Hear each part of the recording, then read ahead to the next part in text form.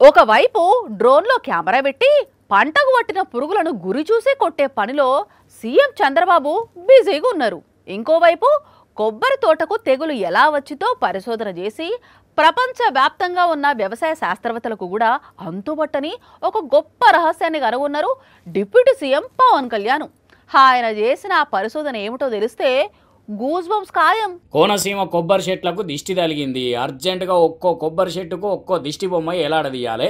అట్లయితేనే కొబ్బరికాయలు ఇరుగా కాస్తాయి. మళ్ళా కోనసీమ వెనకటి లెక్కన కలకల్లాడుతుంది. దిష్టి తలుగుడైంది, దిష్టి బొమ్మలు ఎలాడదీసుడైంది అనుకుంటురా? నిజమేనుల్లా కొబ్బరి చెట్లకు దిష్టి తగిలిందట. ఎవరి దిష్టి తగిలిందో తెలుసా? రాష్ట్రం విడిపోవడానికి కూడా కారణం గోదావరి జిల్లాలో పచ్చదనం. ఆ శాపం తగిలేసినట్టుంది. ఈరోజు కొబ్బరి చెట్టు ముండలు కూడా లేవు. అంత దిష్టి తగిలింది కోనసీమకి. విన్నారా? ఇప్పటికైనా నమ్ముతారా?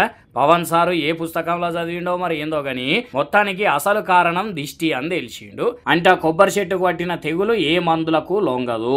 ఒక దిష్టి బొమ్మ తీసుకొచ్చి చెట్టుకు ఏలాడదీస్తే మళ్ళా కొబ్బరికాయలు కాస్తాయి, పంట చేతికొస్తుంది, కోనసీమ కలకల్లాడుతుంది.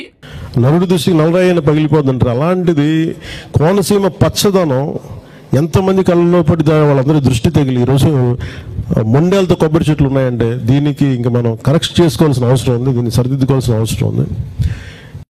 వింటున్నారు కదా అని ఏది పడుతుంది చెప్తే ఎట్లా సారు? ఇంకా నయం కోనసీమకి ఎవరో చేతబడి చేసిండ్రు, కొబ్బరి చెట్లకు బాణామతి చేసిండ్రు, అందుకే అవి మాడిపోయినాయి అనలేదు పటుండ్రి అనుకోబట్టిరట. పవన్ సారు మాటలు విన్న కొంతమంది అక్కడి రైతులు.